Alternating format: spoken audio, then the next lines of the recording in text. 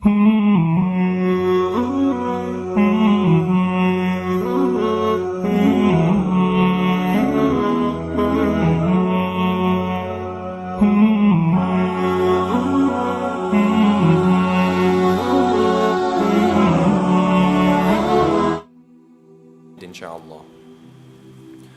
So we were warned. Every single nation in the history of mankind was warned about the coming of Al-Masih Ad-Dajjal.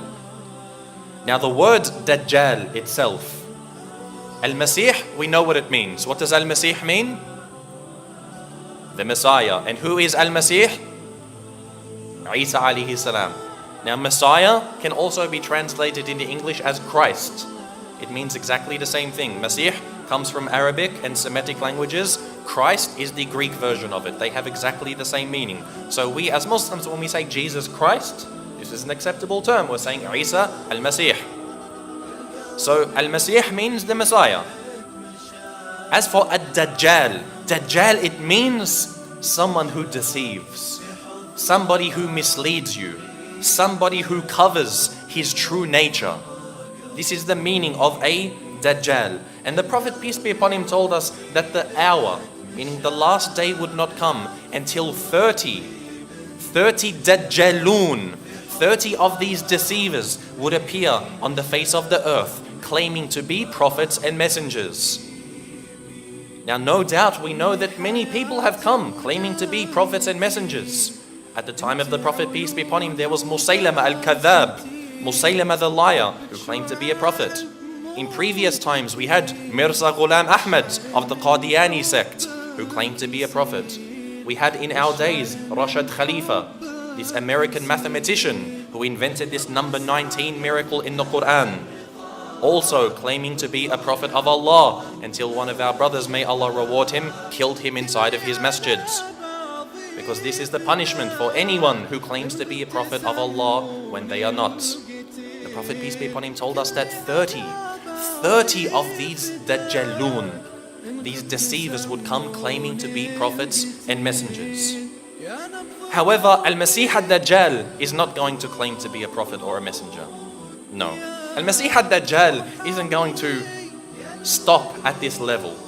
Rather, Al-Masih Ad-Dajjal is going to claim to be Allah subhanahu wa ta'ala. This will be his claim. Now when you hear this, you might seem amazed. I mean, if someone claimed to be, for example, Imam Mahdi, as I met one of them in India, at one of the talks, he came up and he claimed that he was Imam Mahdi. There's many of them. To claim to be a prophet, I mean, this is something that is, of course, we don't accept it, but your mind would understand why some misguided people would understand that yes, a person can be a prophet. But to claim to be Allah subhanahu wa ta'ala, who in their right mind would accept this?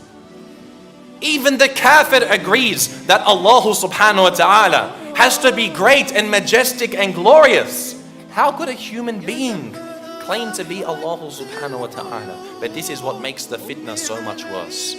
This is what makes the trial of Al-Masih Ad-Dajjal so much more severe. And this is what we're going to see. Now we know that the Dajjal will be a man.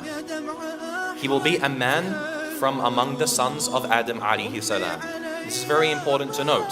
Al-Masih Ad-Dajjal is not an alien, he's not a ghost, he's not a country or a system, he's not, on the American $1 bill, he's not any of this. Al-Masih Ad-Dajjal is a man from the sons of Adam alayhi salam. If you hear anything otherwise, know that the person speaking is foolish. Know that the person speaking himself is a deceiver and a liar. Masih Ad-Dajjal will be a man from the sons of Adam. He will have many attributes that the Prophet, peace be upon him, described to us in the Ahadith.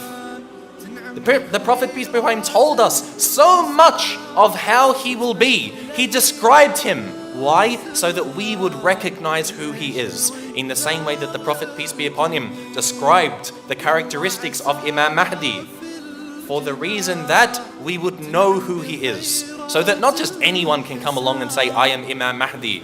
No, he has characteristics, there's a checklist. So too with Al-Masih Ad-Dajjal. So that the believer who's aware and studies and prepares for this will know who he is, so that we could be protected from his evil.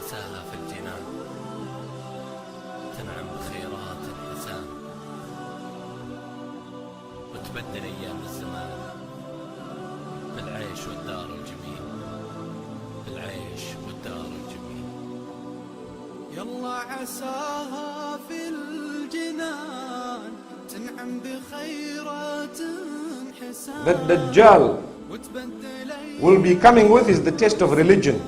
He will want us to disbelieve in Allah and believe in Him. And the hadith says, for anyone who has believed in Allah, as soon as they look at him, they will see on his forehead the letters Ka, Fa and Ra, depicting that this one is actually a kafir.